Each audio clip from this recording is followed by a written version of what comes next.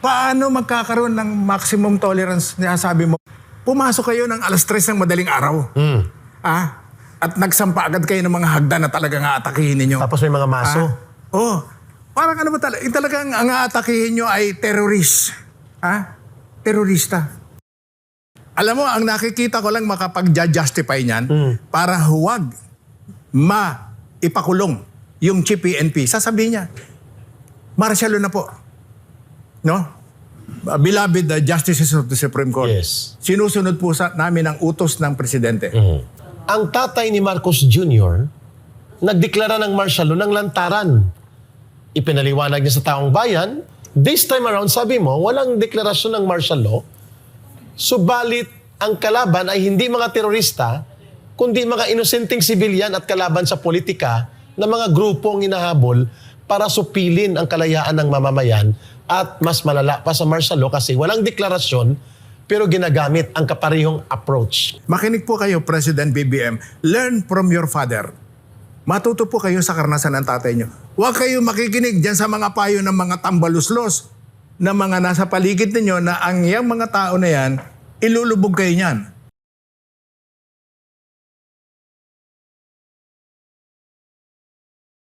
Alam mo, ang nakikita ko lang makapag-justify niyan para huwag ipakulong yung chief PNP. Sasabihin niya, martial law na po.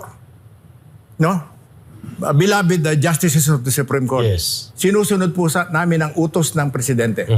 Masusing inanalisa ng dating political prisoner na si Peter Mutok o alias Caramon ang pandarahas ng kapulisan sa mga church missionary ng The Kingdom of Jesus Christ.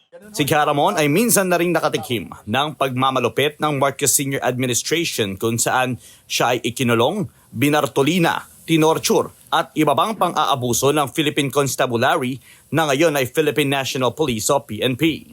Nanumbalik sa kanyang alaala ang naganap na martial law ng ama ni Marcos Jr. kung saan ipinaliwanag ni Ka Eric, isa ring dating rebelde, ang pagkakaiba ng ama sa anak na Marcos. Ang tatay ni Marcos Jr., nagdeklara ng martial law ng lantaran.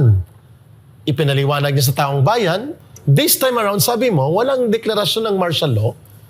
Subalit, ang kalaban ay hindi mga terorista, kundi mga inosenteng sibilyan at kalaban sa politika na mga grupong inahabol para supilin ang kalayaan ng mamamayan at mas malala pa sa martial law kasi walang deklarasyon pero ginagamit ang kaparehong approach. Nung magdeklara ng martial law, si President Ferdinand Edralin Marcos Sr., hinarap po niya ito.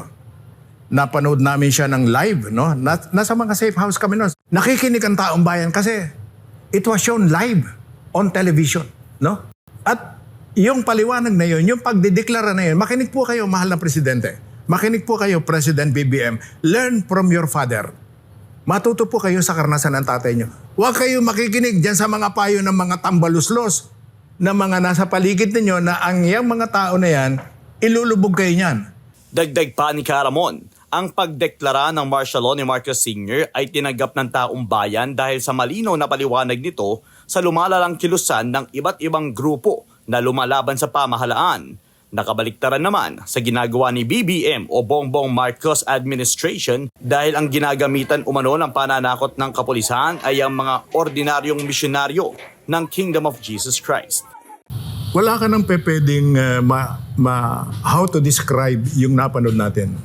That's terrorism. Ano ba ang terorismo? Ang paggamit ng armas, ng puwersa para manakot. No? Para manakot. Kino-question rin ni Caramon ang pahayag ng tagapagsalita ng PNP na si Colonel Jean Fajardo na kabaliktaran sa nangyari. Lagi natin sinasabi na maximum tolerance po talaga yung ating i-implement sa paggaganitong service of warrants of arrest. But again, nakikiusap po tayo doon sa mga supporters po ni Pastor Kibuloy na pwede naman pong daanin yon sa magandang usapan at magandang pakikipagnegosasyon para hindi nga po humantong sa anumang tensyon po. Paano magkakaroon ng maximum tolerance na sabi mo? Pumasok kayo ng 3:00 ng madaling araw. At nagsampa agad kayo ng mga hagdan na talagang aatakihin ninyo. Tapos may mga maso. Parang ano ba talaga? Talagang ang aatakihin nyo ay terrorist. Terorista. Sa huli, binigyan linaw ng mga abogado ng KOJC na maraming nilabag na batas at kasinungalingan na nagawa ang pambansang pulisya sa naturang insidente.